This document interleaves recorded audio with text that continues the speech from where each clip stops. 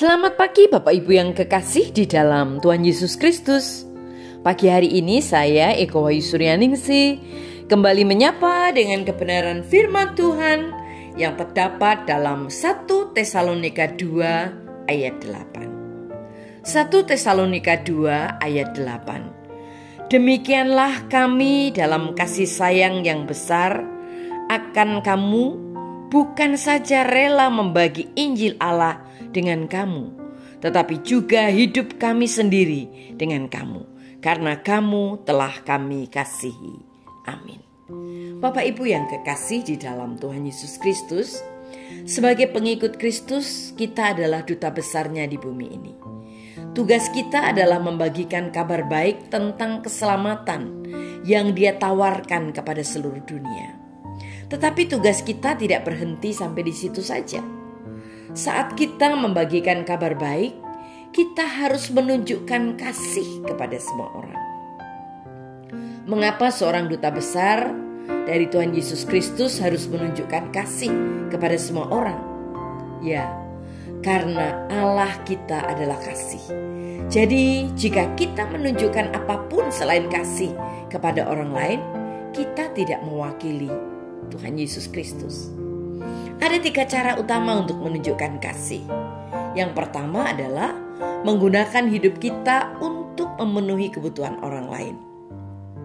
Benar sekali, kita dapat menunjukkan kasih hanya dengan menawarkan bantuan praktis kepada orang-orang di sekitar kita. Alkitab berkata, "Karena kasih kami kepada kamu, kami bukan saja telah membagikan kabar baik Allah dengan kamu, tetapi juga hidup kami sendiri."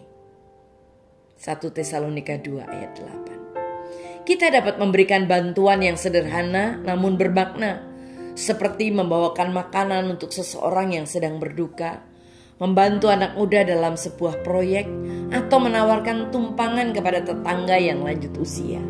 Dan kita juga dapat membantu dalam skala yang lebih besar, seperti membantu bantuan makanan atau bantuan bencana. Kita bayangkan seperti ini, duta besar tidak selalu tinggal di dalam tembok kedutaan. Mereka bisa pergi keluar dan menghabiskan waktu bersama orang-orang di sekitarnya. Dengan cara yang sama, jika seluruh kehidupan Kristen kita dihabiskan di dalam tembok gereja, kita bukanlah seorang duta besar yang baik. Tetapi kita harus pergi ke tempat-tempat di mana orang-orang terluka dan membutuhkan bantuan. Kemudian hal yang kedua adalah menghormati semua orang. Dengan kata lain, sebagai duta besar Kristus, kita tidak boleh bersikap tidak hormat kepada siapapun. Siapapun mereka atau apapun yang telah mereka lakukan, setiap orang diciptakan menurut gambar Allah. Dan Alkitab menjelaskan dengan jelas apa artinya itu bagi kita. Perlakukanlah setiap orang yang baru kamu jumpai dengan hormat. Seringkali para duta besar berinkarnasi atau bertemu, berinteraksi dengan orang-orang dari budaya yang berbeda. Tidak sependapat dengan mereka, namun mereka harus bersikap diplomatis dalam semua situasi.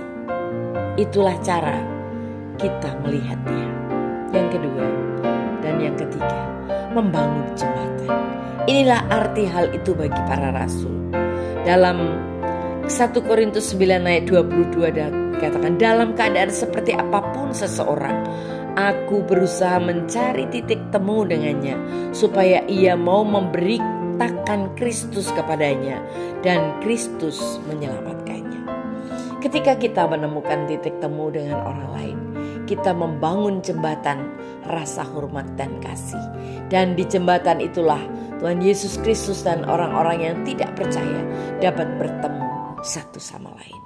Bapak Ibu yang kekasih di dalam Tuhan, marilah kita sungguh-sungguh menjalankan hidup sebagai duta besar seperti yang Yesus ajarkan kepada kita. Amin. Mari kita berdoa. Tuhan Yesus, terima kasih buat firman-Mu. Berikan kami kesanggupan Tuhan untuk menjadi duta besar di dunia ini dan menjangkau banyak jiwa bagi Engkau. Dalam nama Tuhan Yesus kami berdoa. Haleluya. Amin.